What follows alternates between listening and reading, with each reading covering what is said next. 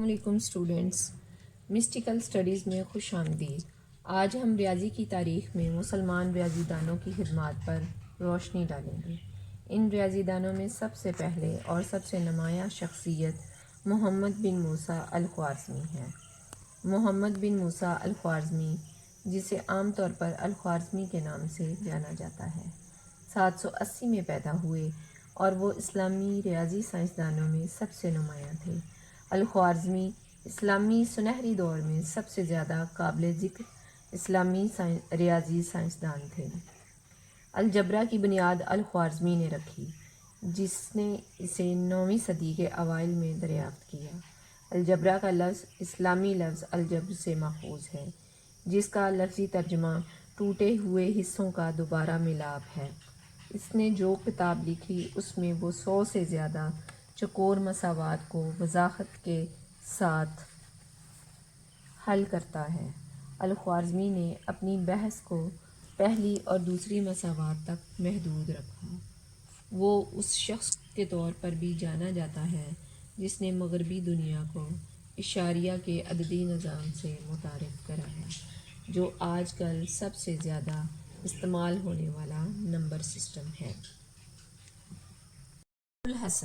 ابو الحسن، جسے الحزن کے نام سے بھی جانا جاتا ہے، اسلامی سنہری دور میں 965 سے 1045 تک زندہ رہا۔ اگرچہ کارل فریڈرک گاؤس کو پہلا شخص قرار دیا جاتا ہے جس نے مؤثر طریقے سے پہلے 100 نمبروں کا اضافہ کیا، لیکن خیال کیا جاتا ہے کہ ابو الحسن اس سے پہلے ہی ایسا کر چکے تھے۔ الحسن نے فلکیات، فلسفہ اور انجینئرنگ سمیت کئی دوسرے شعبوں میں بھی کامیابی حاصل کی۔ اس نے نمبر تھیوری پر بہت کام کیا اور مکمل نمبروں پر تھیوریز سامنے آئیں، پھر بھی ان نظریات کو اس وقت سراہا نہیں گیا تھا۔ اس کے پاس یہ ثابت کرنے کے لیے کافی ثبوت نہیں تھے۔ اس نے الجبرا کو جیومیٹری سے جوڑنے والے نظریات بنائے۔ پہلے 100 نمبروں کو شامل کرنے کا ان کا نظریہ جیومیٹری کی مدد سے ثابت ہوا، کیونکہ یہ ان کا مرکزی نقطہ تھا۔ عمر خیام 1048 سے 1131 تک زندہ رہے اور اسلامی سنہری دور میں ریاضی کے شعبے میں ایک اہم شخصیت تھے۔ انہوں نے الجبرا کے مشہور 3 مقالوں میں سے ایک لکھا۔ عمر خیام نے سب سے پہلے نظریے بتائے جو چکور اور متوازی کے بارے میں مشہور تھے۔ خیام نے جیومیٹری میں قابل ذکر کام کیا، خاص طور پر تناسب کے نظریہ پر۔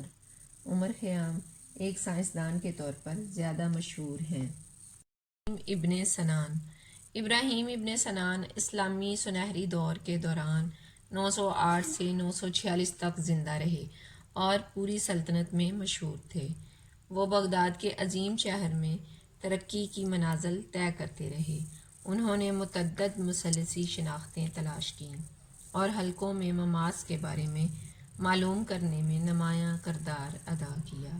کہا جاتا ہے کہ ان کا سب سے مشہور کام پیرابولا کے چکور پر ہے۔ اس نے اپنی ایک کتاب میں اس بات کا ثبوت دیا کہ کس طرح پیرابولا کے ایک حصے کا رقبہ کنندہ مثلث کے رقبہ کے 4/3 ہے۔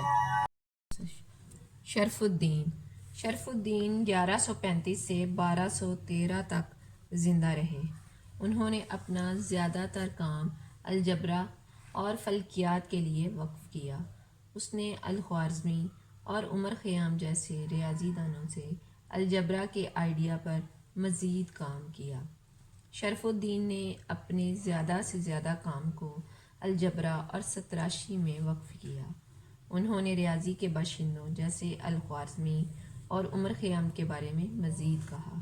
ایک ستارستانی ماہر کے طور پر انہوں نے کچھ الگورتھم اور مشاہدات کی رپورٹوں کو سال کے مختلف اوقات میں ستاروں کے عین مطابق بنا دیا۔ ریاضی کی ترقی کے لیے ان کی شراکت بہت مفید ہے۔